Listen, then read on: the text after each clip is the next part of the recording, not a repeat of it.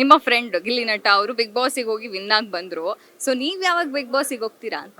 ಯಾಕೋ ಹೋಗಿ ಪಾಪ ಗಿಲ್ಲಿದ್ನೇ ಕೇಳ್ತಾ ಇದ್ದೀರಾ? ನನಗೇನು ಅಷ್ಟೊಂದು ಟ್ರೋಲ್ ಆಗ್ಬಿಟ್ಟೈತೆ, ನಾನು ನೋಡೇ ಇಲ್ಲ ನಾನು. ಇಲ್ಲ ಆ್ಯಕ್ಚುಲಿ ಖುಷಿ ಆಗುತ್ತೆ. ಗಿಲ್ಲಿನ ನೋಡಿದ್ಮೇಲೆ ನನಗನ್ಸಿತ್ತು ಭಾಳ ಖುಷಿ. ನಮ್ಮ ಜೊತೆನೇ ಇದ್ದು ಅಷ್ಟು ದೊಡ್ಡ ಹೆಸರು ಮಾಡೋದು ತುಂಬ ಕಷ್ಟ ಮೇಡಮ್. ಸೀರಿಯಸ್ ಆಗಿ ಹೇಳ್ತೀನಲ್ಲ, ನಾನು ಒಂದು 10 ವರ್ಷ ಆಯಿತು. ನಾನು ಬಂದು ಒಂದು 5 ವರ್ಷ ಆದಮೇಲೆ ಏನೋ ಗಿಲ್ಲಿ ನನಗೆ ಪರಿಚಯ ಆಗಿತ್ತು. ಅದು ಬಂದು ಎಲ್ಲದಕ್ಕೂ ಮೇಡಮ್ ನೋಡಿ, 99% ಶ್ರಮ ಇದ್ದರೆ 1% ಅದೃಷ್ಟ ಇರಲೇಬೇಕಂತೆ. ಆ ಅದೃಷ್ಟ ಚೆನ್ನಾಗಿದೆ ನಮ್ಮ ಗಿಲ್ಲಿಗೆ. ಯಾಕೆ ಅಂತಂದರೆ ಅಷ್ಟು ಜನನ ಸಂಪಾದನೆ ಮಾಡೋದು ಈಸಿಯೆಸ್ಟ್ ಕೆಲಸ ಅಲ್ಲ. ಎಲ್ಲರೂ ಕಾಮಿಡಿ, ಇವಾಗ ಸುಮಾರು ಜನ ಕಾಮಿಡಿ ಮಾಡ್ತಾರೆ. ಆ ಟೈಮಿಂಗ್ಸ್ ಕೂರ್ಸೋದು ಭಾಳ ಕಷ್ಟ. ಅವ್ನಿಗೆ ಒಳ್ಳೆ ಟೈಮಿಂಗ್ ಇದೆ, ಅವ್ನಿಗೆ ಒಳ್ಳೆ ಟೈಮ್ ಇದೆ. ಈಗ ಒಳ್ಳೆ ಸಿನಿಮಾ ಮಾಡ್ತಾ ಇರ್ಬೋದು, ಜಿಮ್ ಮಾಡ್ತಾ ಇದ್ದಾರೆ, ಎಲ್ಲ ಮಾಡಿ ಒಂದು ಸ್ವಲ್ಪ ಇದಾಗ್ತಾ ಇದ್ದಾರೆ.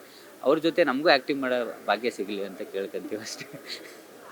ಇನ್ನು ಯಾವೆಲ್ಲ ಸಿನಿಮಾ ನಿಮ್ಮ ತೆರೆ ಮೇಲೆ ಬರ್ಲಿಕ್ಕಿದೆ? ಎಷ್ಟು ನಿಮ್ಮ ಫ್ಯಾನ್ಸ್ಗೆ ಏನು ಹೇಳ್ತೀರಾ ಅಂತ? ನಮಗೆಲ್ಲ ಯಾರು ಫ್ಯಾನ್ಸ್ ಇದ್ದಾರೆ ಅಂದ್ಬಿಟ್ಟು ಹಿಂಗೆ ಕೇಳ್ತೀರ. ಆ್ಯಕ್ಚುಲಿ ಬೃಂದಾವಿಹಾರಿ ಅಂತ ಗಣೇಶ್ ಸರ್ದೊಂದು ಸಿನಿಮಾ ರಿಲೀಸ್ ಆಗ್ತದೆ.